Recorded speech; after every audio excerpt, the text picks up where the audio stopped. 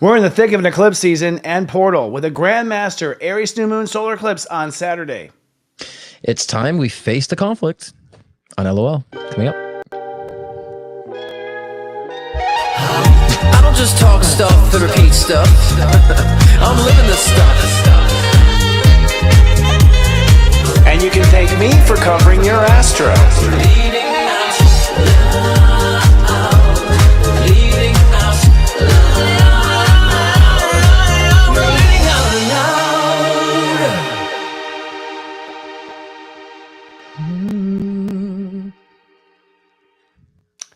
Hello, welcome to Leading Out Loud, the show that keeps it real and doesn't run away from a conflict or challenge. I'm psychic astrologer Christopher Witecki, the sensei to serious joy, medium and mentor. Oh, wait, that's you.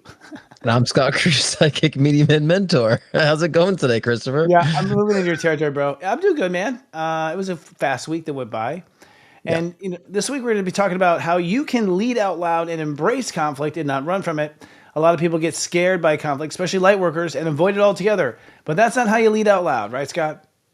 Exactly. I mean, also demonstrating how we can actually resolve conflict and turn it into blessings, right? Absolutely. We're going to turn it into a major blessing.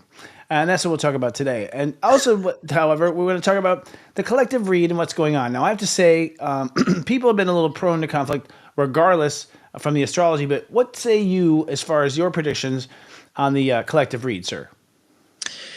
Well, especially with the astrology this weekend, I really think it's time. I think everything's happening for a reason, especially with our, show last week and this week. It really is kind of like fitting in with our message, actually, because I think a lot of people are going to be, faced to confront things in our lives, on both sides of the spectrum. And it really, and I think I kind of said this a couple weeks ago on my own show about having to face things, also have to look at the dichotomy of things and, selecting where you wish to go, what do you want to let go of, what's actually salvageable. So I find, especially with the astrology this weekend, we're going to be forced to do so. And, and looking at the patterns in our lives and some, because sometimes we might experience something, and I think this is going to be prevalent this week too, and this weekend, we might be facing things that could be extreme and then recognize, but that's not a pattern in our past. So we don't want to dismiss it, or this is a pattern that needs to be addressed. So the dichotomy of such, looking in between the two aspects, I think that's going to be very much in alignment to the astrology this weekend too. So I think it's also time for us to, ask ourselves, where do we fit in all that? And what's beneficial, what's not beneficial. And so I really feel like this week is really much a reflection on a lot of that, actually. Yeah, I mean, the astrology shows that we're in the first chapter of Aries. This is actually the part of you inside of you that eggs yourself on. When you tell yourself to get off the couch, get up, get doing something, get moving. It's what I call, it's the ego basically on the inside. We call it the me-go. And we think we're moving to a we-go is what we think. So right now that's all inflamed and irritated, because it's being called out and it no longer serves a purpose. I mean, the truth is the purpose that motivated us before, we were motivated by, our failures, our fears, our traumas, our dramas. And so if you try to heal any of that stuff, the motivation is gone, and so we're putting in a new eclipse or a new ego in. In fact, the eclipse, I think, is being installed this Saturday, a new moon solar eclipse at 9 degrees Aries. By the way, 9 is the number of Aries, so it's a Grandmaster Aries. Grandmaster means it's pure. It's completely pure. It's a complete swap out. I think of a new one, and it's on Saturday, March 29th. And this is going to be, the start of the new ego. This is the start of a new motivation inside of yourself, a new way to kick yourself in the pants and get moving and have things happen for you. I think that, anytime you're dealing with the ego, first of all, Mars is retrograde, so the ego is limp most of the year, and then finally kicked into gear, and then Venus went offline, all the women went away. So like energetically, so the women counterbalance that energy, so right. they're retrograded. So long story short, the planets have set us up for failure here, and ultimately we're hopefully going to have these new egos installed. I'm wondering what it's going to feel like. And in the end, what has to happen with everybody is at least one jackass moment. You have to see where your ego goes too far and catch it in the act. And then, okay, this old dog has got to go. Because you kind of don't know where your ego is until it acts without, asking. True. Well, I think I was saying a couple of weeks ago too that we're gonna have a lot of that impulsive energy. So a lot of times we have all this unresolved or unspoken that kind of gets intertwined with emotion, and we just kind of we purge it, and we've all been in those positions like that. And so I think, for either one of us to judge someone for doing that, I think it's not fair, because we all do that. We all come to this perspective, and in our brain we're like, I'm saying this, but then all this other stuff's coming out. And so I've noticed that even in my life a lot of times too. It's like I have to take a step back, look at the dichotomy, and just like take a little breather. And and especially when we're both, you and I are both very passionate people, so it's harder for us to have a filter and to not let it just stream out of our mouths. And I think I have a lot of my clients the same way too. So we got to be very introspective and understanding what the impulsive energy is really telling us, and how to just at least take a step back so we don't make any errors. But I think at the same time we need to be also kinder on ourselves when we make an error, and when others make errors, I think we need to be very kind about that. I definitely always beat myself up when I make an error, critical about with the things that I do. I'm like, I need to be a little lighter about that, and and extend that. And a lot of us too, I find with a lot of my clients too, they're just beat themselves up so much, but they give everybody else the benefit. I'm like, Yeah. why don't you give yourself the benefit that you give in that cheating boyfriend? The cheating boyfriend. Oh, but maybe this. How about give yourself that benefit now? So Yes. again, it's that dichotomy of finding Well, balance. and that party you're talking about, yourself, the part that beats you up, that's what I'm talking about. That's the inner ego. Yeah. Right. And for whatever reason, I mean, I guess we're just mocking, what we had in the military, when we had in the church, like all the systems of society seem to beat the shit out of you to get you to do what they wanted you to do. And for some reason, we repeat that inside of ourselves. We learn it from our parents, and then we play the role ourselves when our parents aren't there. We say what our parents were going to say. We put ourselves down like our parents put us down, or our teachers put us down, or whatever the system was.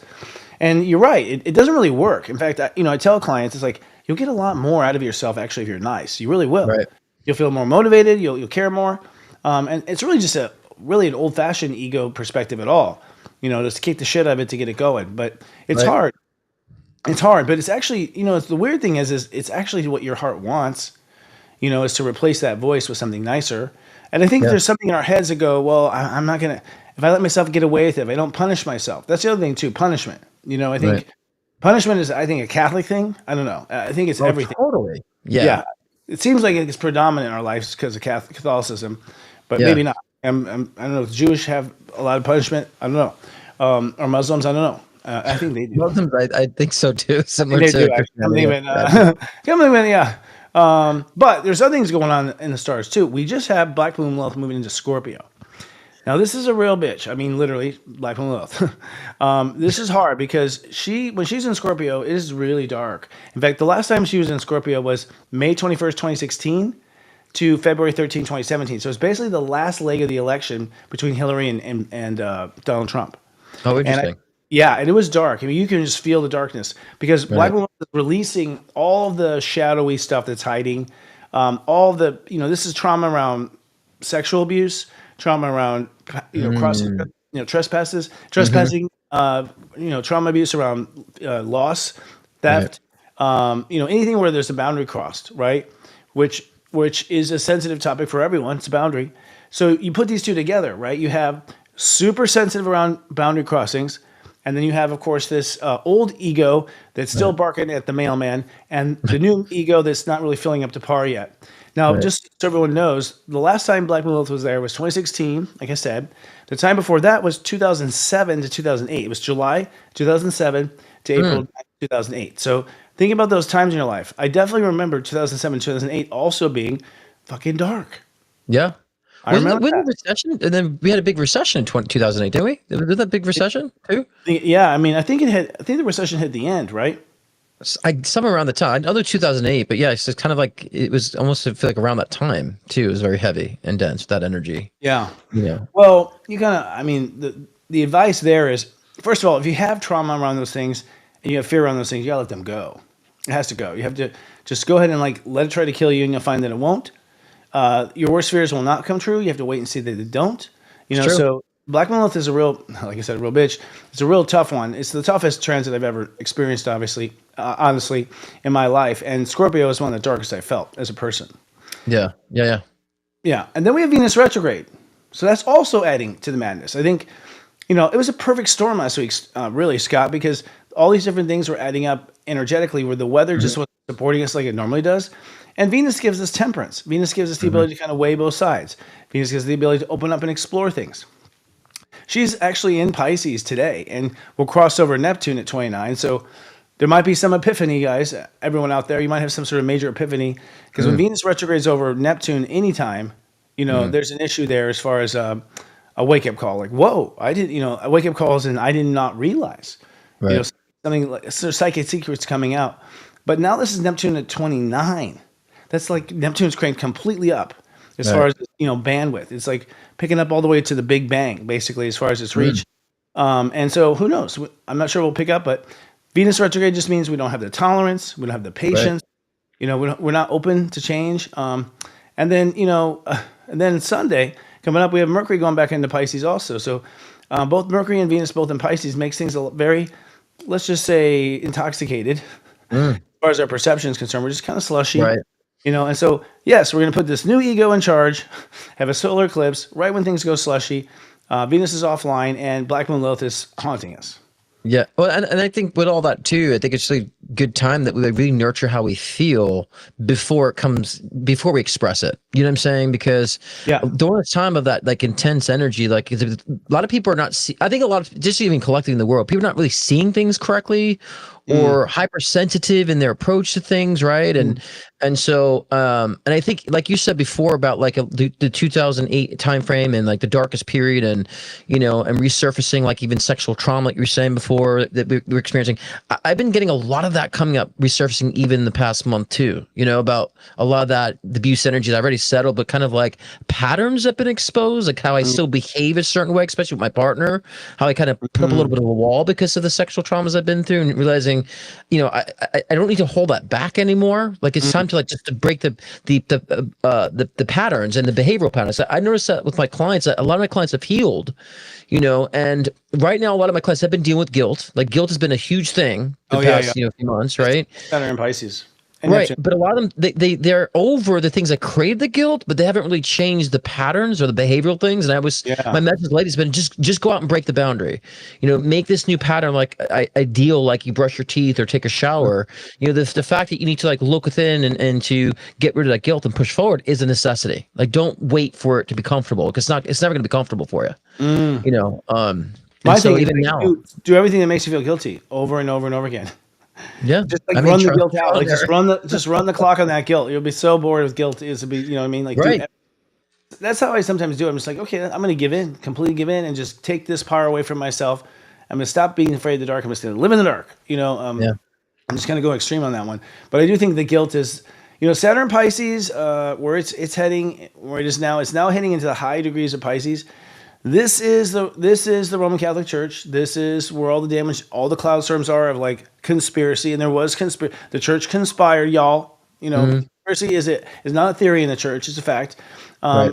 They still do. You saw them do it with priests who were caught touching kids. They conspired. It was happens again in modern times. It's not an old thing; it's a new thing.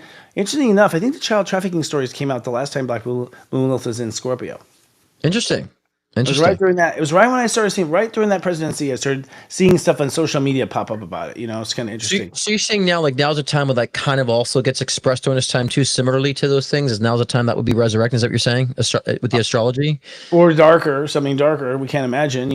When that came out, I was like, "What?" Like what? Yeah. Like I just never gone there. I just, it was Right. Well, Because interesting. Like I've been like lately, my testimony about going through conversion therapy and the whole religious trauma syndrome that I've been through, that's been coming out lately as far as like using that as a testimony for people. I've noticed that energy's been resurfacing, not in a bad way, but it's almost like connecting the dots of that type of modality. But like also I'm saying to myself, I did heal from that, So, so those who haven't healed from that, I think it's time to like allow yourself to really embrace that and then heal it. So, embracing the conflict in a sense of, I've been through it, it's okay, but where do I want to go from here with it? What do I want to turn this into? Too many people just judging themselves. And I that breaks my heart when I see really wonderful people just guilting themselves and pressuring themselves because they messed up or they keep going back to the same routine. It's like, okay, we're learning how to ride the bicycle. We're not going to get it right away. We're still learning the mechanics of how to do it, The routine may be fine. I mean, actually, the routine may be fine. It's what you do after it. It's like, Right. we say, "Oh, I feel guilty because of the routine." No. Let the routine be the routine. Why are you feeling guilty? Why? Now, for me, I've had sexual abuse in my life, and I'll tell you, it came up, and that was the shadow I was fighting for 9 months. It was very hard, and it wasn't guilt. It was shame. It was That's shame. right. Yeah. Lots of shame, feeling very ashamed for something I couldn't control, and shame for the aftermath of it, and shame for what I did after, like just shame, shame, shame, shame, shame, shame. That I was the know. hard one for me. And it's the Yep. shame is just so like, whew. When you're a Leo rising, shame is hard. You know what I mean? Like it's Absolutely.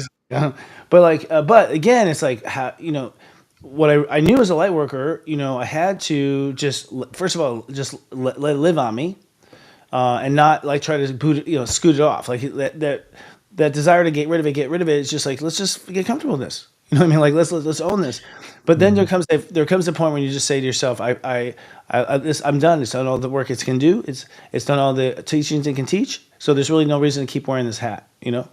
Well, also too, those who went through sexual abuse have that experience. We always feel like we have to perform for others. It's this built-in like subconscious thing that like I got to show up for the people. I got to perform, and then at the same token, we feel like everyone's trying to get at us and pull at us, and we tend to be very reactive because of that. And then we don't realize our karmas and traumas speaking through that. I've dealt with that a lot. I used to have a big chip on my shoulder, Mm. and I always feel like people trying to pull at me because this sexual abuse. And so, especially in my beginning stages of being a light worker, like I had to set boundaries to understand it's not them. I'm here to assist, and so I think a lot of times when we have those experiences, even if we're past it, sometimes we get the pressures of feeling like people want so much from us and take so we have to perform. And so, Yeah. a lot of people you have to still have that unresolved sexual karma, which is why I'm speaking about this, is because you're going to have to set those boundaries. You're going to have to set parameters to where people are not taking from you, so we don't exasperate that energy of going into unconscious hibernation, in Mm. isolation. You know what I Yeah. mean? Because then we just end up depriving ourselves of good relationships and depriving ourselves of other opportunities because of that. When it goes unnoticed. And I know you've been going through a lot of personally. I know for the past 9 months you've been going through that evolution, of that resurfacing karma and stuff like that. And so I'm like, I got to be there for you as your soul brother, right? And navigate through this as well. And so I think people need to understand too, even as light workers, we have things that resurface for us too, and we have to go through certain paths of evolution as well. Like we have things figured out and we know how to process, but it doesn't mean we're immune to any type of negativity or No, no. I experience. mean, actually, the thing is, you think you're over it. Well, I was having dreams of the perpetrator. So it was like, so I was it was becoming alive again, and so when that happens, you're kind of shocked when you're thrown by it. And you're right. I was, in my 30s. I mean, you look at the early Soul Garden. Like I was still like could not calm down as far as how much I was on camera all the time, Mm, and that is that performer in you that is like that right. is performing. In my case, trying to convince the person not to do it. Like honestly, trying to convince the person not to do it, trying to be persuasive to not do that, and so that to me was like prevention. So it was tied Right. to prevention. It was tied. It was a boundary enforcer. Right. So yeah, to calm. I didn't. It was until like age 45, I started to calm down from that fucking shit. Like Mm, mm, really kind of like take a breather, kind of thing. yeah. So it's a lot. The point is like these are the kind of wounds that people are getting rid of right now. Like, Yeah. and these are the type of wounds where you talk about the behavior. That's the ego.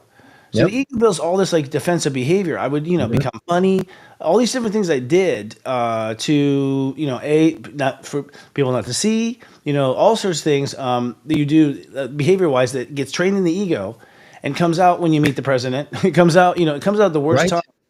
time, and so this is the part of the ego that has to now be put to retired.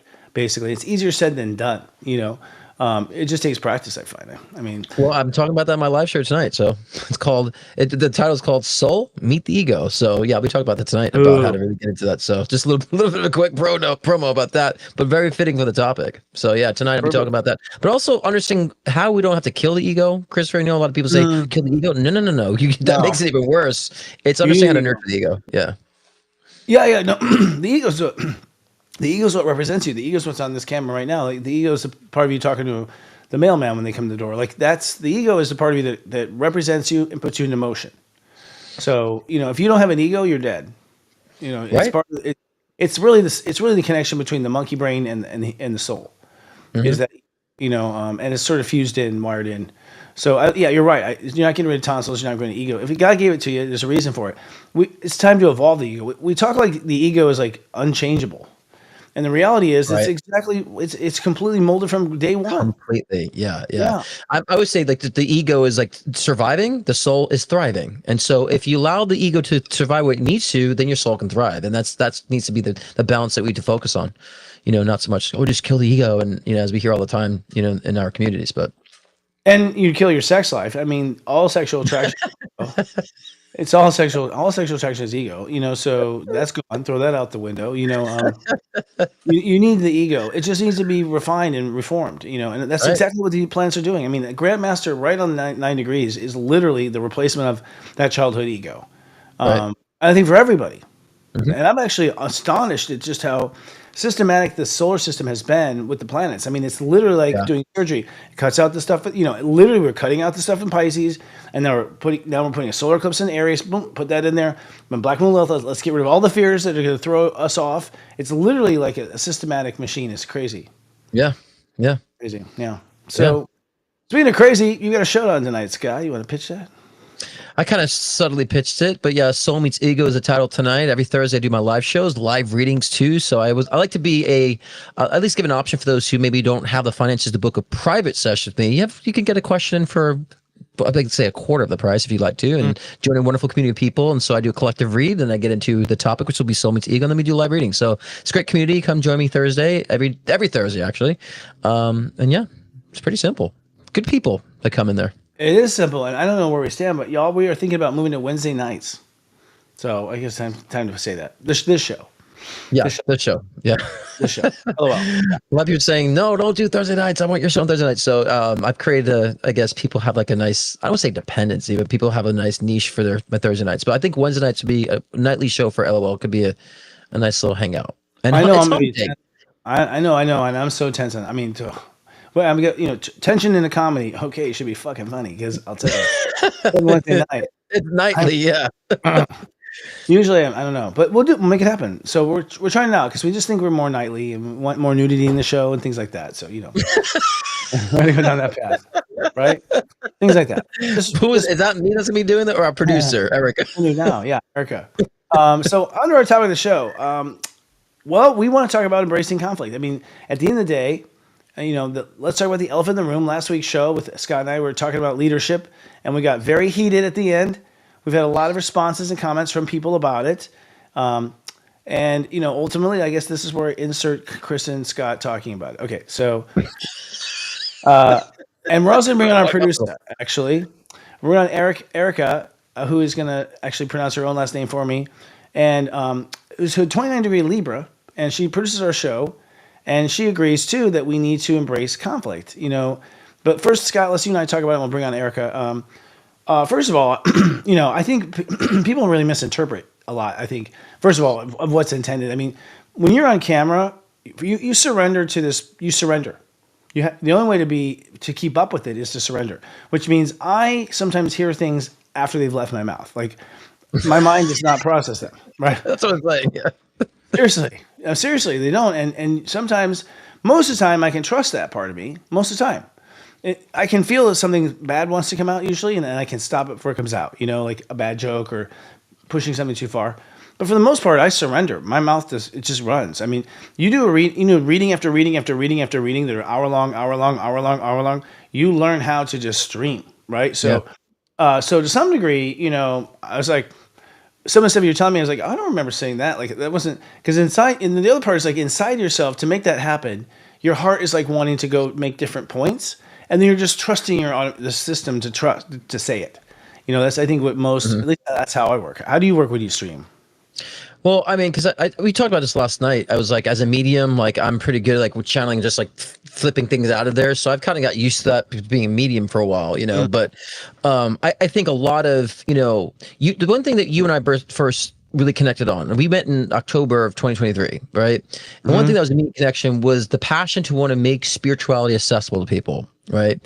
And what I found, our conflict, last episode was the fact that, there's a lot of frustrations with, light workers not making enough money as we should be. And we always talked about wanting to be the new Hollywood, and your passion was coming out. And I think, of course, there's a lot of misunderstanding, like you were saying about how it's being expressed, and then I felt like it was targeting me. But then, like, you're like, no, Scott, like you should be. You always wanted more from me, right? When I Yeah. started social media, you're like, you need to be, famous. You need to accept your fame. You're always trying to push me into like. I'm like, I don't really want the fame, and so you've always been a huge mentor for me since I met you, right? And so.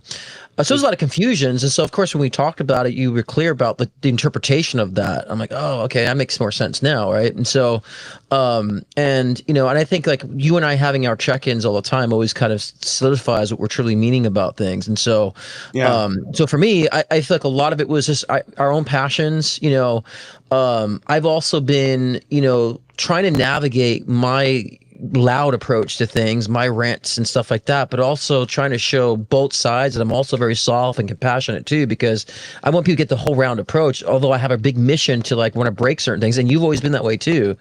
And I think it really just we both were in that position of like frustration in that sense, and I just think that's where the lines got crossed for us. But I never once even took it personally, as much as like even with being on the show and stuff like that and having my loud approach. And we talked about this last night to you and I personally, that I'm a slow burn. People don't immediately like my approach to things, and I understand that because that's just my approach. And so it takes people time to warm up to me being so direct. And so and so I had a lot of those frustrations too, being misunderstood and.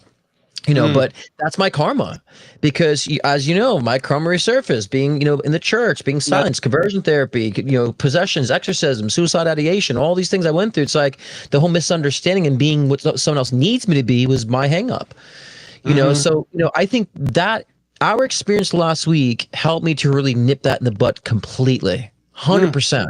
So I always say dark helps the light. And so that darkness, I'm like, I actually really nipped that in the butt. I don't care what people think. I don't care about my interpretations. We're good. Like, I'm good with that. And so, and plus I knew it wasn't personal, because you've been such a huge, trying to push me more than I'd push myself on social media, and trying to really, you've been such a huge believer in my craft since I met you, which I don't usually.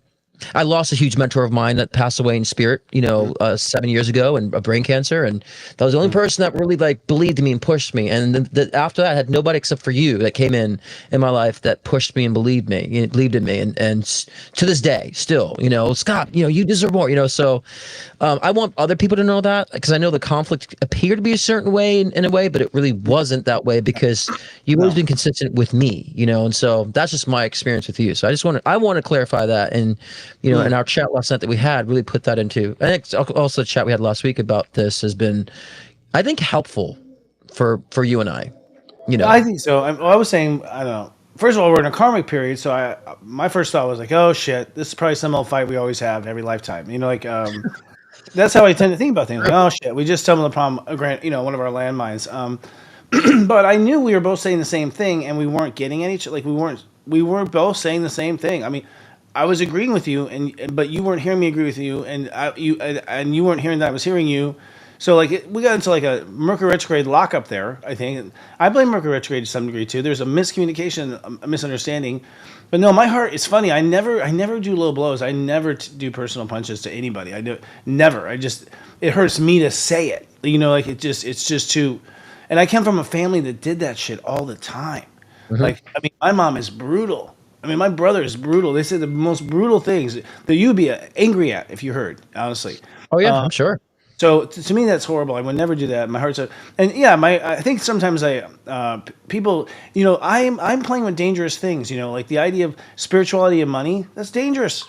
Everyone's got all these wounds around it. Everyone's got all these wounds about the church and this, and wounds about that, and poverty, and so I go blazing in there like a bull into those topics, and I'm actually not careful enough when I go blazing into those. When I talk about it, I'm not careful enough, because people interpret it according to their pain right away.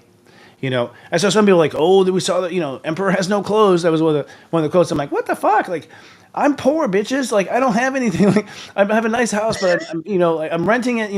At the end of the day, if I put money first, I'd be so rich. You know what I mean? I'd be having a different life. This wouldn't be a knockoff. Right. So I haven't put money first. I have Pluto in the second. If you guys know anything what that means, it means I don't give a shit about money, and that's why I have to pay attention to it this lifetime.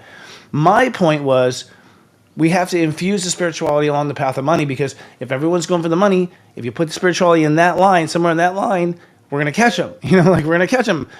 So that's my latest lifetime realization. I fought. I fought the Crusades. I've tried so many different lifetimes where I've done shit, but anyway. So I mean, I think there's a lot of misinterpretation.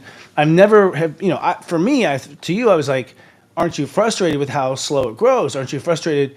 With how difficult it is. And honestly, thank you to the people who do subscribe. I mean, I'm grateful. I wouldn't be up here if there weren't people who were investing. Yeah. But I will say, so we got a half a million subscribers on YouTube. Okay, we don't have a half a million customers. So it's like I only want a half a million. I'd be happy with 10,000. Okay, like that's how little is it? Like 0.0001%. Like, and it's like okay, what it makes you feel is like, well, am I valuable? Is what I'm putting out making a difference? Do people care? It's like it's hard to hold this light for 19 years. This is my 19th year. To hold the light. Yep. That's what my point was. I've been doing this for 19 years. It's like, and part of that's my ego just tired, and that's my Yeah. old dog going down too. You're seeing Well, the yeah. But we had to talk to you too about like you've been so like a visionary about taking this big mogul company making change. I think that gets the best of you when you forget the magic that really got you to where you're at here. And we had this talk yesterday to be transparent about that. And with me, it's just like, yeah, I don't have the numbers, I have TV exposure, but I've been so busy for 12 years without advertisement. totally. And I'm not going to tell my finances. And so for me, it's like people watching, like you and I, the conversation should be between you and I, that conversation, right? But I was so focused on what people are hearing, because some people misinterpret that conversation as they did, right? And as far as what you're speaking about, that I've noticed that my accessibility has helped my clients to really find their niche, to find what their purpose is, hit it, and make money. Yeah. Right. And so I was saying, it's like, and you got that point too. And I wanted just people who are watching to get that point too. And you want to do the same. You want people to make money, light workers to make money. So it thrives our business and we can explore. And that's what you were really trying to get at. And I would say we are seeing things in different perspectives. And there's a lot of frustration. I get it. You do it for 19 years. I mean, 12 years, I've never been the fame hungry person for attention. I feel like there's a purpose for me. And I even said this to myself last night, Christopher. I'm like, why don't I want the big numbers? And I said, maybe Spirit has called me to work with certain individuals in certain peer communities, and that's my calling. That's why I've always been well financially. That'll evolve at some point, And so, I like to see Erica's, Erica's perspective. Bring Erica on. She's an author of Conscious. She'll give us the book title. But the last point I have on that is I actually think that the evolution, the evolution of, let's say, greed, okay, is that in the end, the non-greedy inherit the wealth. I just think that that's what has to happen. I think that's the dharma fuck you of the universe, and it's not even a fuck you. It's like if it starts out with all the greedy people having everything, then you're gonna have all the meek having everything, right? And so to me, it's a formula. Like the light workers need to be the last ones. Now here's the thing: I don't think money has much more of an 80-year chance. I think we're gonna be done with money in about 80 years or so. Yeah, I agree. So honestly, this is a moot point. Once robots manufacture your food, But hi, Erica. Welcome to the show. Hello. Thank you for having me, guys. Love you. Book your, picture book, please. Oh, for sure. Yeah. So my book is Soul Capitalist: How to Take Back Your Power and Change the World. And there's my name up there, Erica Halali. So I really, I think that, what you guys are saying is so on point with there is this evolution happening, whether you call it soul capitalism or conscious capitalism. I personally like soul capitalism better because consciousness is in the mind. And I think we need to start getting in our hearts and our souls more. And that's what's going to make the change. We're just being conscious is great. It's a step, but then we need to take it further. And so I do think that what you guys are saying, you been about it in different ways last week, but it's okay if we go about it in different ways, right? Scott's going to work with his community. Chris will work with his community. And that's what Age of Aquarius is we're going to be with the people who we need to work with and who we need to serve. But we have to be there. We have to show up. We have to start our businesses. We have to put our spiritual work out there, or no one's going to hear what we have to say. No one's going to get healed. And I do think part of the issue with conflict we have is, and I mean, I'm a 29-degree Libra. Mhm. I am the most conflict avoidant person. Like, I don't like conflict. I'm the diplomat of the zodiac. I don't like Mm, it, but I see it being important. There are times where conflict 100% helps with growth. It helps strengthen relationships. mhm. Mhm. It puts where things are different out there. And then that's how you understand, okay, this is who I am, this is where they're at.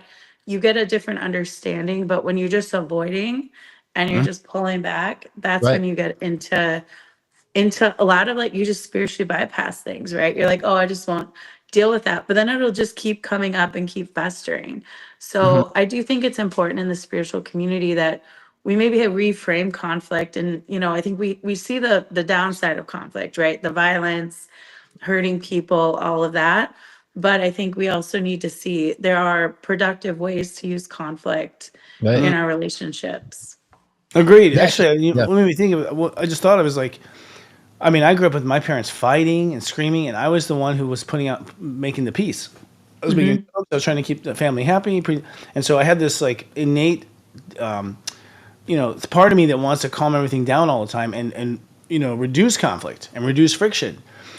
And I think light workers do that, and we run away from conflict because ultimately now that we have the choice, we're not under our parents, so we don't have to be there. We sort of ghost. We're out of there, or we're in there and we're trying to like bring the peace. One of the two. Mhm. Either way, it seems to be our cross to bear, right? And we're not really handling it well. I don't think we're handling it well. I think we're tiptoeing around it. I don't know. Mhm. We have magic, we have grace, we have God, and I feel like what I like about this idea of this show is like, hey, look, we're about to go through a hell of a lot of conflict. Let me tell you, okay, from what the planets say. And what you Right. saw last week was the beginning. I mean, those are light workers firing off. Oh shit, you know what I mean? Like, because the egos had enough. The old ego's dying, the new ego's being born. Mhm. So the old ego will not go down without a fight. That's the nature of the ego, right? So it's really, when you really put down your ego, you feel like it burns. I don't know if you ever had a Hmm. moment where you humble yourself. When you really humble yourself, it fucking burn like it Mhm. burns. You feel an actual burn inside. You're like, ooh, and people are like, burn, right? Like they Burn, baby, say it, burn. yeah.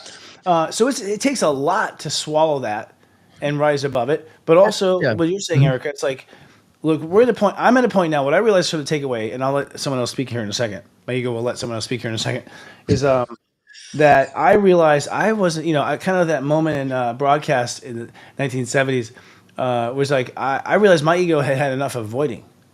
Like, so what had Hmm. happened to me, privately a few days prior was like, that's it. I'm not avoiding anymore. I'm just gonna get right fucking in there, and I'm gonna face it face on. Like, and suddenly it's just a new part of me. It's just and we've had customers who are upset. I get call them at home. What's the problem? You know what I mean? Like, kind of thing. I'm tired of skirting around things and trying to make peace and be happy and love joy. And so for me, that was just a bulldog that hadn't been leashed yet. So to some degree, like Mhm. I gave myself permission. Don't put up with that shit anymore. Not to Right. you, Scott, in life. Yeah. So Yeah. I don't want to say too what even what Eric was saying. Then we'll get you to talk, Eric, again too. But my relationship that I'm in now, like it wasn't all fluff in the beginning. I think my relationships that were so impulsive and fluff in the beginning fell apart fast. Like my relationship now, it built, and we had some conflicts, but my soul's like, but I got to stay here. It wasn't like impulsive, like I just I'm lonely. It's like didn't need a relationship, but we worked through the conflict together, and we've learned so much about each other. 4 years later, we're like moving in together. We're talking about marriage and all that stuff. So I think a lot of people are looking for that big, oh, no conflict in my relationship, and I got to dump them real quick. Not all the time. Not all the time. Sometimes you might have a little conflict in the beginning of a relationship, but that's actually helping it grow, and you guys will merge together. So, I think that people tend to even dismiss a lot of people in their relationships they're getting to know because there's a little bit of conflict in it. They're like, nope, it's not it. I can't deal with that. It's like, it's not always the case, right, Erica? Yeah, no, 100%. I mean, I've been married for, it'll be 17 years next month. So, I mean, I've got a long history, and if you went for 17 years with somebody, you didn't have a conflict with them, like, that's like, are you even in a relationship? Like, are you even connecting with them on a soul level?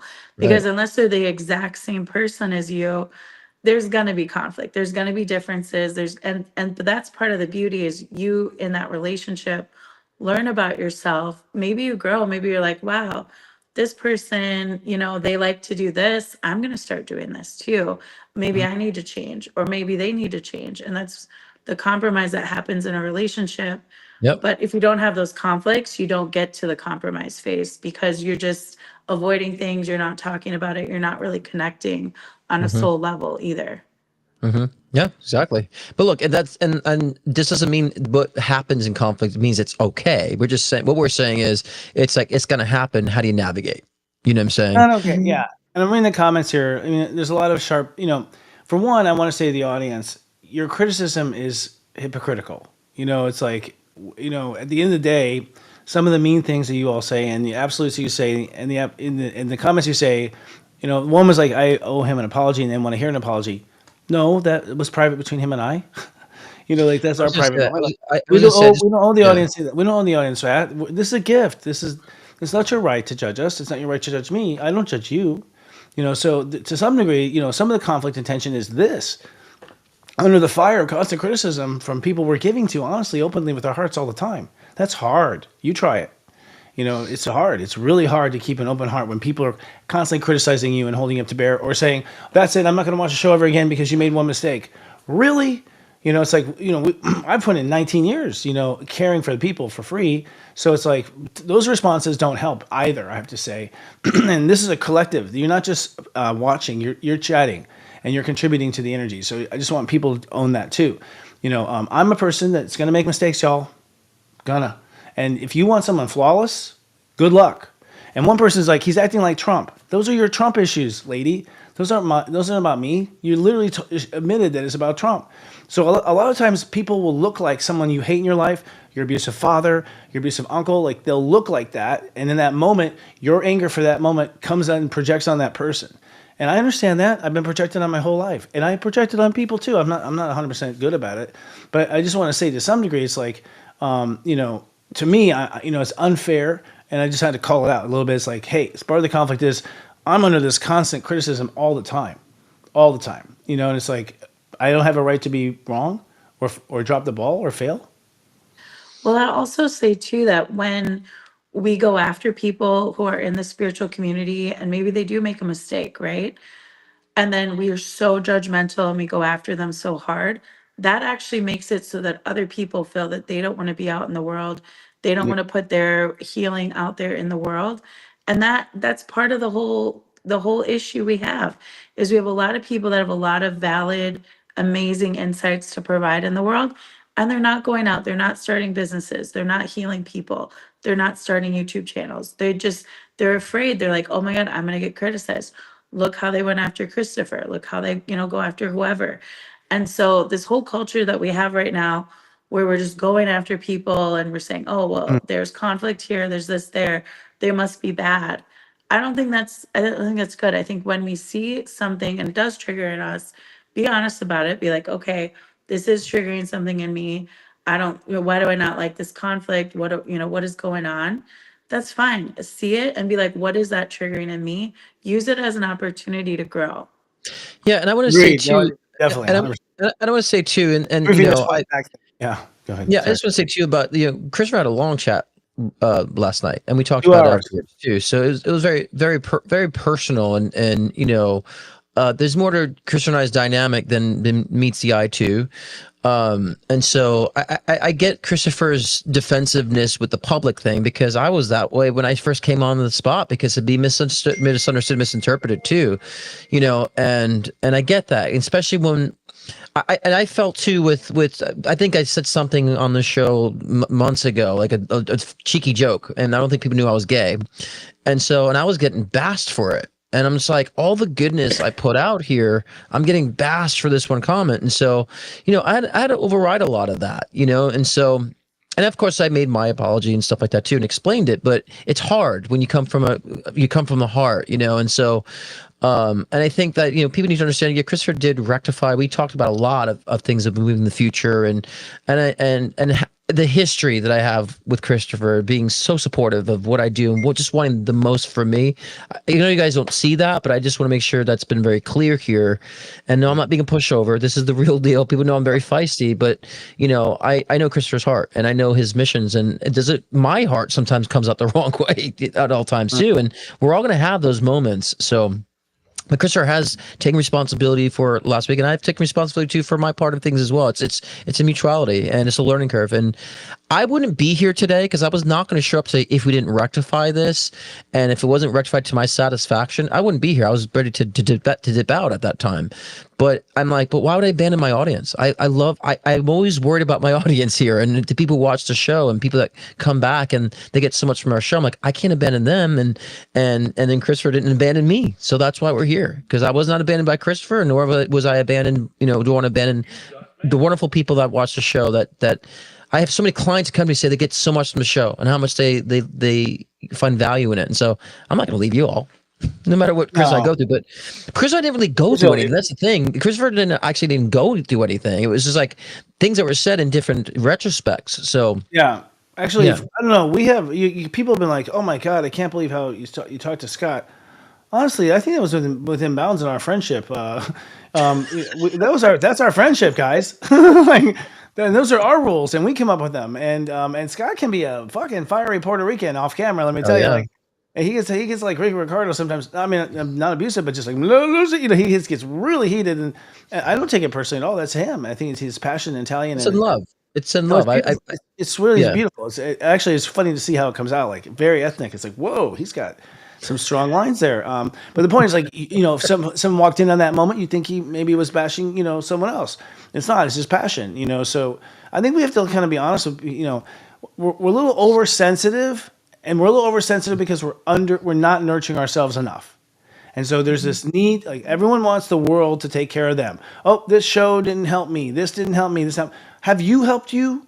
That's really the issue, because you're not going to take things so personally that you watch on a TV show. If you yourself are nurturing on a regular basis with yourself, you're going to show up to the table really being, bulletproof kind of thing. And, me too. Like, I have not done the self-care that I want to do. I told Scott that last night. I was like, I have not done the self-care. I used to do like 4 hours in the morning. I have not been doing it. I haven't had the time. So it's like, if you don't invest in yourself, you don't have that cushion to tolerate or wait a minute or take a pause to see what they might say. Yeah, and I do think that there's this 2-year cycle of eclipses that have been happening between Libra and Aries. And I think it's been teaching us all, like, we have to, and this is all about the we go, this negotiation that's happening with the we go. We can't just make it all about us, and we can't make it all about other people.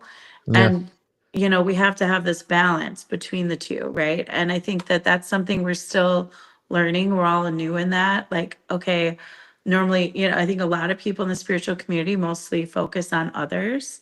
And so then they'll see somebody who's focused on themselves and they get really triggered by it. And a lot of times they're triggered by it because they need to be focusing more on themselves, and they don't want to admit that to themselves because they've been programmed with, Christian or whatever ideology telling them, oh, it's wrong. You're not a good mom if you focus on yourself, or you're not a good Christian if you Right. focus on yourself.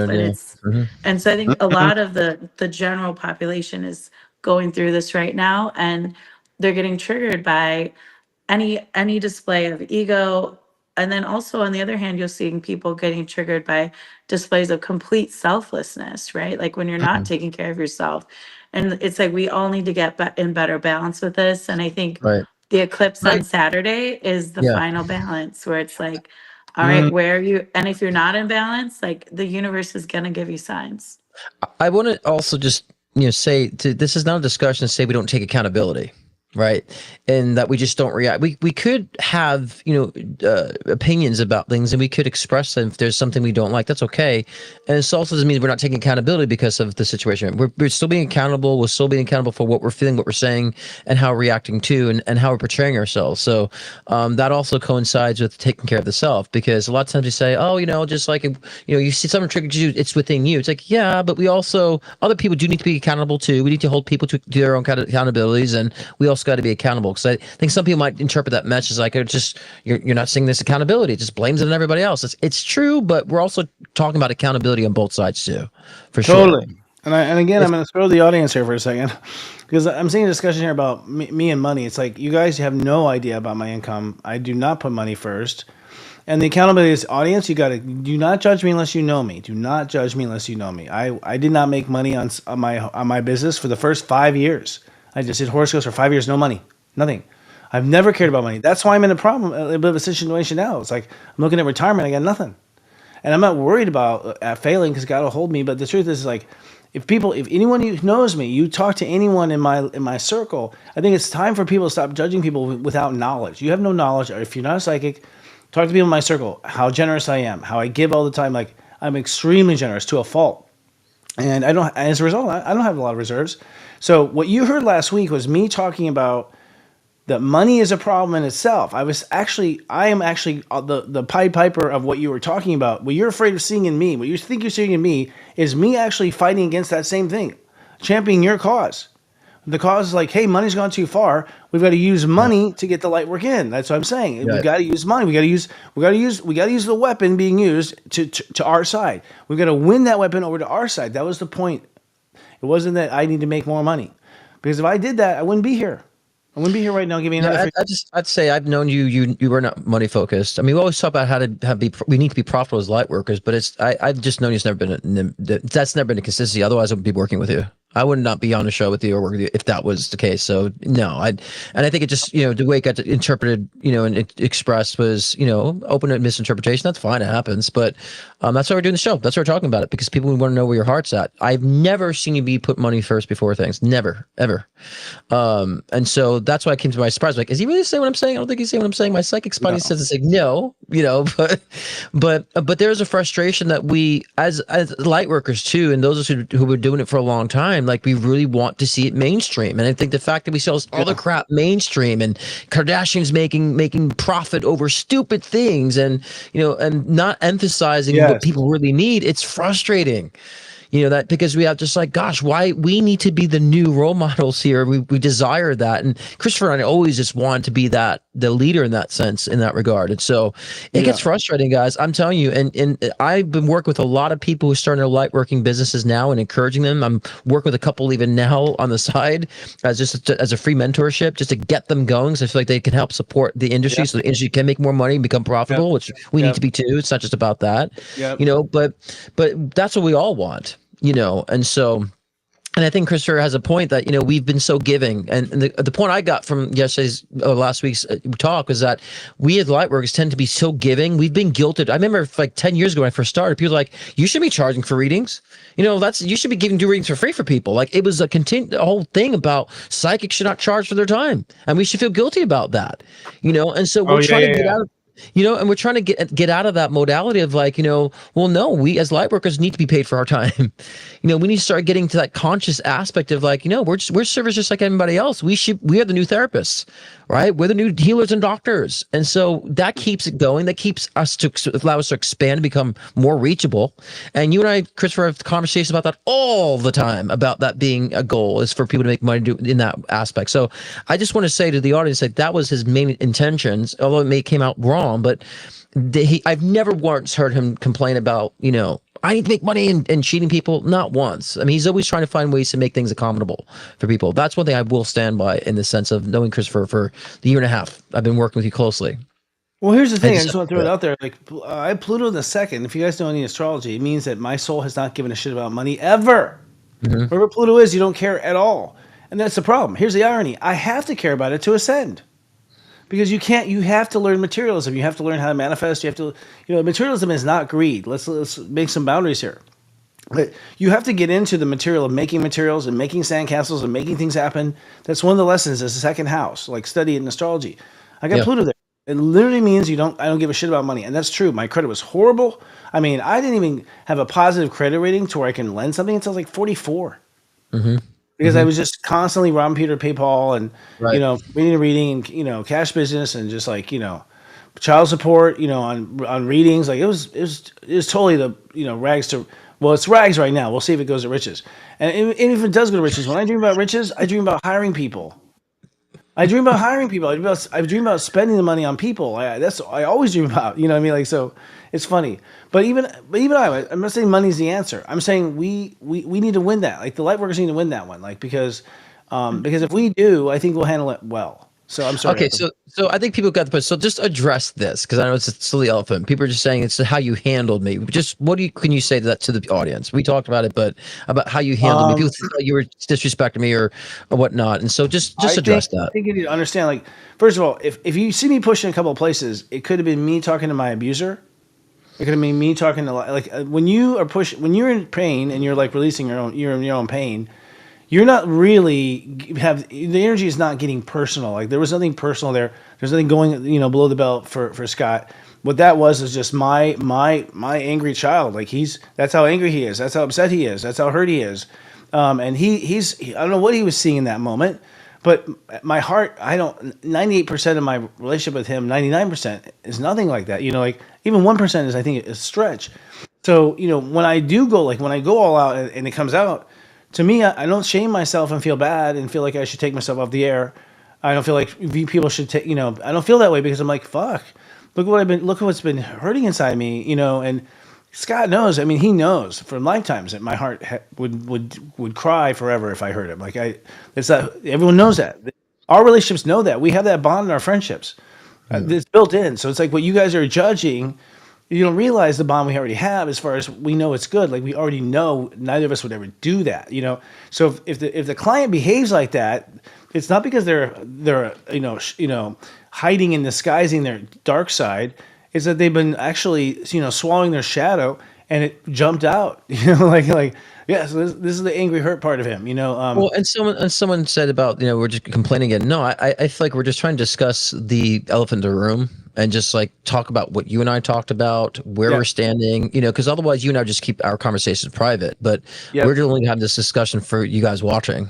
To know where I stand, where he stands, what we've resolved in our own behind the scenes. Because you guys, and I appreciate all you guys, looking out for me. That warms my heart, and I appreciate all that too. And so that's why we're having this conversation. It's just for you guys, because otherwise we resolve in our own. We'll move forward. And so, but Christopher and I both like, how can we not address it for everybody? And so we're not complaining. This is not a complaint at all. We're actually celebrating, like we said before, celebrating the conflict and saying like, a couple things came out of our conversation from this conflict that's for the future too, moving forward. So I just find it all to be God's sense of humor, and so and so I always feel like, it's really how, when there's a conflict, and this is what I say with my partner, we always resolve our conflict. It made us better. It made us stronger. And like, we're like this because of it. So it's not about the conflict. It's about how you resolve it. And a lot of parents ask me about, should they argue in front of their children? I'm like, it doesn't matter if you argue. They're going to see arguing in their lives, but they're going to watch how you resolve it. What's the conclusion of that, the conflict, so, totally. And we're just explaining to you guys, this is our conclusion and this is what we've talked about behind the scenes.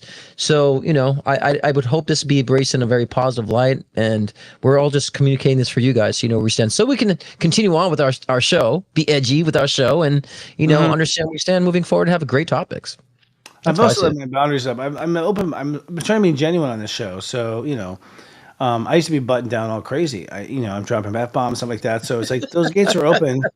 There's sure to be some sort of goblin of hellfire. Dam has been bursted. Yeah, something flew out of that fucking hell. Like that I had locked out. Like, but what's interesting? I want to bring this up with Erica too. Is like our society is fucked up in the sense that we just like shame. You had a crime. You had a crime. And then shame. You're going to jail. You're going to jail. It's like, and then they're in jail. Lock the key. Lock them up and throw it away. No rehabilitation. Like, we're a society that just punishes. That's all we do. We just punish. We don't rehabilitate. We don't try to make it better. We don't try to like make sure that those low income families that started that way like have anything. We don't do shit about anything except we spend all of our time and energy judging and punishing. That's it. And that's gross. It's so gross. And other countries, honestly, they look at us and they're like, whoa, you guys are kind of fucked up over there. They're more calm about it. People go to prison and have like prisoners are a person, made a mistake. They made a mistake. Like, guess what? You're going to reincarnate. And that person's going to reincarnate, whoever you hurt. And the reality situation is it's not going to last many lifetimes. We're going to heal it out. We have God behind us. Like, that's the reality. So why are we so mean?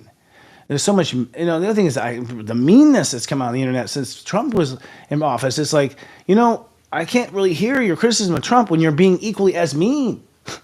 It's like, sorry, you're acting like him. Maybe so you see yourself in him. Maybe that's the hard call. Like a lot, and again, I'm not pro Trump. I have to like say that because I'm going to have mean at me. You know what I mean? But it's like, y'all, we're not in our hearts. At the end of the day, I think the answer is this. If you're in your heart, which I was not, my heart was hurting or I was upset or was tired or something. I think my heart was tired that day. I had been doing the good fight with the company over the weekend and just like working things out. So I was tired that day. So my heart was not happy.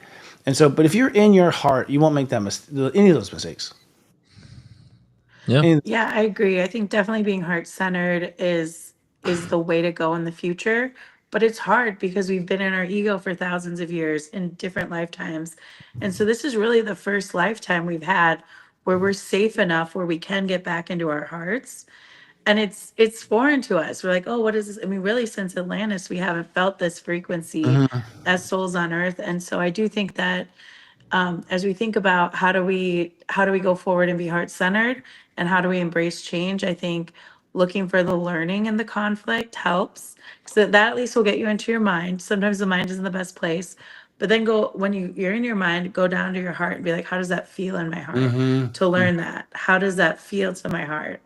And then I think also too, just focusing on whatever that issue is and not making it personal to that person, because that person is really just a representation of an issue. So, Yeah. whatever it is, like that is that reflection back of the issue. Yeah. And people so often make it personal and it doesn't need to be personal at all. That's true. That's I true you know I've because been, God yeah. will cast someone else for the same role. If Yeah. you don't heal with that person and that person moves on, a new person will do it. Mhm. Not about the person. And that's why I you have said, to embrace the conflict, embrace yeah. it with that person, and Yep. whatever that issue is represented there, embrace it, face it, and then you're able to move on to the next conflict or the next thing your soul's here to grow for. We're all I've here known, to learn and yeah. grow, and that should be the focus. I've noticed too a lot of like situations with my clients personally, a lot of these conflicts that people have are not personal. Do you know what I'm saying? They're not I know. personal. I know. There's I know. I know. They're there's taking. misunderstandings. Yeah. Yeah. Yeah, there's misunderstandings, or I've noticed with even with spiritual communities that there's a lot of people who are new to spirituality who come in and they're trying to shelter from a lot of the chaos. And so if something happens where they feel safe, they will kind of, express and be, in fear in a sense because there's conflict where they thought it was supposed to be safe. And it's like, I've always been the voice of saying like, relax on all that. The whole point of being spiritual is to be relaxed and all that. We can say whatever words that we want to say. We can be who we want to be. There's no problems with that, And so I think we can more relax and allow room for error individually and collectively. And we stop, like we said in the beginning, stop the guilt and judge. A lot of people are guilty and judge ourselves, and then we pass that along. And but we've also, Christopher, we always talk about boundaries too. Understand the boundaries of that. For one, if someone's been a huge mentor for me, or in a sense of like pushing me, I wouldn't be on YouTube this long if it wasn't for Christopher. I just wouldn't be here on YouTube. I no interest. Spirit was pushing me to, Christopher ignited that fire for me. All the things of like pushing me to be the physical guide, what my guide's been trying to do. There's so much of that than one little stint in my life that, I feel like you have to understand what is the value that people bring in your lives. Yeah. Have they shown you more heart in the conflict, right? And Are you focusing on the value, or are you focusing on the couple shadows too? That's the thing. yeah, or and then maybe people who haven't bring any value to you, and you realize, yeah, this isn't a heart-based relationship. So, I always, for me, I always, Christopher always jokes to me about love in the dark.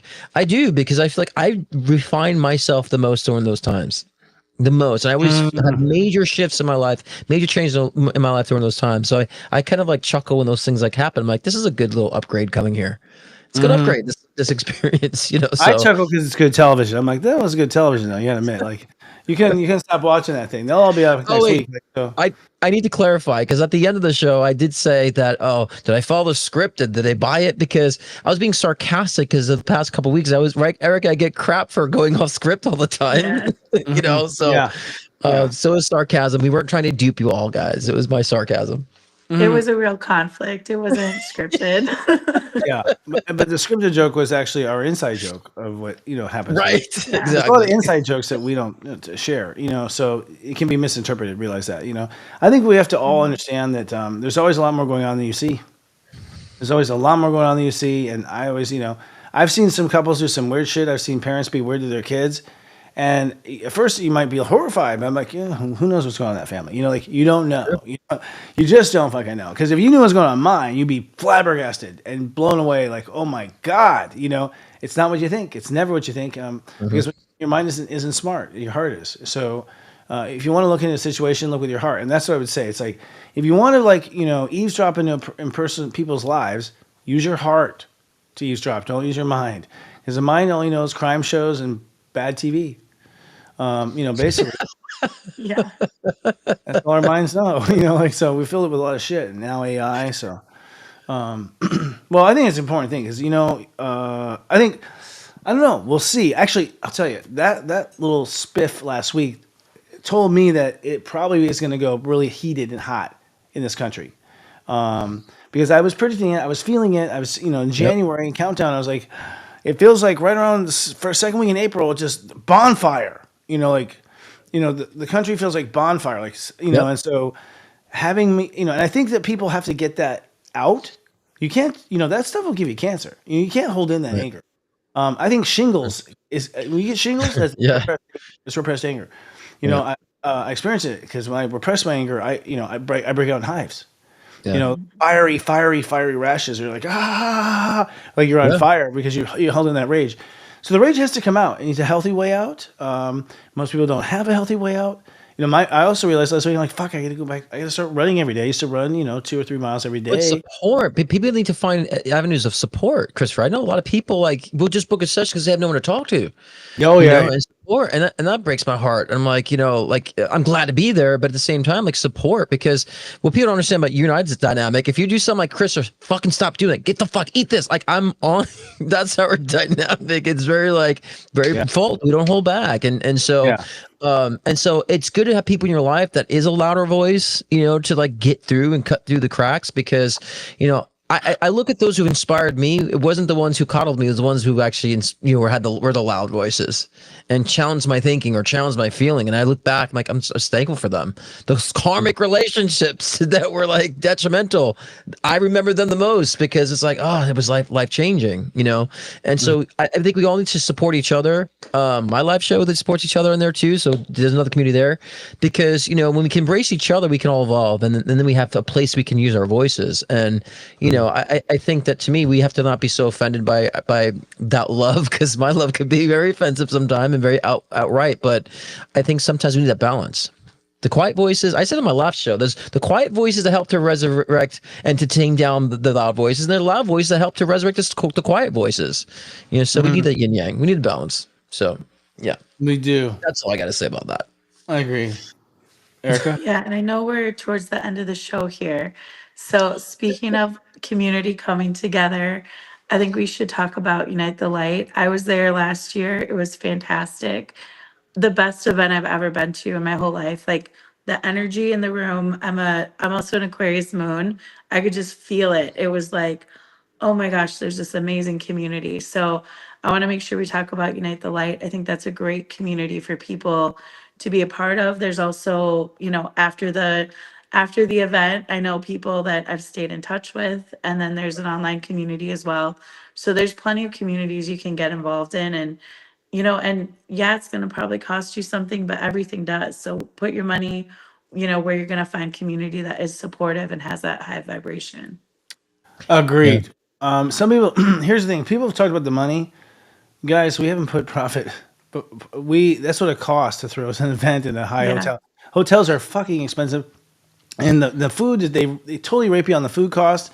It's like I could get twice the food, better food in another place. But so it's like we're being robbed by capitalism, and we want to be in a good place. We shouldn't be a Days Inn. You know what I mean? Like for whatever. Just so we're at a point where no, let's you'll put it out there. We'll have streaming tickets if you can't make it or whatever. We also have ways of financing it. We're coming up with some financing ways, but it's a hard cost. Serious Joy lost money. Like last year, so it's like. It's what we're willing to. So just so that's out there, and don't let money stop you either. This is my biggest frustration. I can manifest money like that, but I have to put down the light work and go pick up the money ball. But the point is money is easy. Don't let it stop you. Jesus Christ, it's so easy. It's so easy to manifest in so many ways. And I have so many light workers like, I can't do this. Like, yes, we can. Yeah. If you look at some of the people who are wealthy, that are complete idiots. It's like you don't have to even be smart, to make True. money. So True. let's stop making it be in the way, and let's stop making it a bad thing. The Catholic Church made it a bad thing because they want to have it all. It was a fucking mind trick, and you fell for it. We all fell for it. It was a Jedi mind trick. It's like, oh, money's bad. We should feel bad. What are you talking about? God made money. It's just a form of, it's just a form of currency. It's a big deal. Now, central bank, we'll talk about that. Another story. Okay, like the ones printing the money, bad. But anyway, so the Unite the Light's amazing. And honestly, here's the deal. Here's the real plea for it. I've been talking to a lot of light workers. Light workers are being singled out. And what's happening is like, we have a story we're going to tell at this Unite the Light. It's going to be part of my keynote speech, which has to do with, how Colgate took down Tom's toothpaste. And like Colgate took down Tom's toothpaste. Tom's toothpaste is no longer fluoride free. Colgate came in, they bullied, and they fucking pressured, and they forced them out. And it's like, we're getting picked off one by one. Okay? Quiet, it's silent, it's deadly. And because they end up rich, no one says anything. Yeah, Bragg's. Freaking Katy Perry bought out Bragg's. Right. So it's Bragg's, like you can that's going to change. The apple cider vinegar. That. totally. If we don't unite and stick up for each other in those fights, we're fucked. But what's going to happen is it's going to look like you made a lot of money when they basically, I'm sure they said, I mean, the guy I was talking to had an inside view. He was a guy who was like offering, he has fluoride free floss and fluoride free toothpaste. I didn't know there's fluoride in floss, by the way. There's fluoride in floss. Yeah, it's crazy. He's telling me That's that. I why was like, water pick. there's fluoride in floss? Jesus Christ. But it's like, he was telling me the inside. He's like, yeah. They basically say to you, it's like, you either sell or we'll put you out of business. It's like, Yeah. is an evil, dark, capitalism gone wrong. And so Unite the Light is about, we need to unite the light because we aren't fighters. And whatever you saw as ugly to me, that's not a fighter. I lose those kind of fights. I'm not built to fight. I don't think dirty. I don't punch below the belt. I really don't have any of that in me at all. I used to long, many centuries ago, but we're not fighters. We're not here to fight. We don't want to fight. And so, if you don't have us, if we're not all behind each other in that moment, then we're in trouble. We're in trouble. I'm gonna say too, as you close the show too, like I am going through a major move the next month and a half. So if you don't see, if there's might be a guest host one episode, that doesn't mean it's because of conflict, and I can't attend Unite the Light because of my move. So that's not because of conflict. I just want to say it here. It's not like, oh, did something happen with them too? It's like, no, I'm going through a major move out of state. So starting the end of this month into next month. So that would be the reason if you guys are questioning where's Scott is, he's replaced by Ducky. Like, no. Daiki would be a great guest host, probably at the end of the month. I might need a week of transition. We haven't told Daiki yet, so he's like, he's watching right now. Oh, yeah. What the fuck? There you go. Daiki's finding out about it. Daiki's our go-to. He comes in. He's a sweetheart. Yeah. But yeah, I might go too. I mean, what we're doing to take breaks is we're building a system. Like we want to be on the air all the time because we feel like if we go off the air, we see the numbers go down. We see them don't come back up. People we fall out of your habit, and it's like fuck. You know how hard it is for us to just be there. So we're just gonna we'll have guest spots and we'll meet cool people and we'll keep the show on the air. I think it has to be a battle cry for a while. And I do think, like I said, things are gonna get heated. Come April and May. And so this is what y'all practice. This is what light work is about. Everyone watching here, you are light workers. You hold the light in your space. You hold the light in your community. You hold the light in your jobs. You hold the light in your families. So you're one of us. So don't even think you're just watching this shit. You are part of it, or you wouldn't be watching. Right. So it's like this is all of our. This is why we incarnated was for this moment we're about to live, this moment, and we need to embrace the conflict, not run from it. Yeah, and thank you, Erica, for sharing your book. I just want to say we want to co-create with you. So I pick all the topics for our shows. So if you have good ideas for shows, or you're like, I really wish they would talk about this or whatever, put it in the comments. I read all the comments. So it's always good for me to get ideas, and then we'll fit it in where we can. But I absolutely love hearing you guys in terms of in the comments what feedback you have for future shows. If there's a specific topic, there's an issue you're struggling with that you think would help for other people to hear about as well, please put it in the comments. Yeah, good idea. Yeah, we do listen. All right, well, I think the script has a closing here. Yeah, because we can only It we can only come up with topics so long. So every now we get stumped. So we need some to back up too. Well, I guess this next week. Next week we discuss the core of the Aries energy, the physical body. Is that true, Erica? Mhm. We're gonna talk about the body. Yeah, I've been wanting to Yay. do that for a while. That's awesome. Well, guys, don't put up with the shift show. Just lead out loud. Read out loud. See you next week. Bye. Bye, beautiful souls. Catch me tonight. See you tonight. Oh, okay. That was good. Look, Erica's down here too. Look at her. Ooh, I'm joining. Ooh. I'm part of the party finally. Right? That was a well-needed conversation. Yeah, it was good actually. Actually, it opened up some stuff that I realized that we haven't been talking about. Yeah.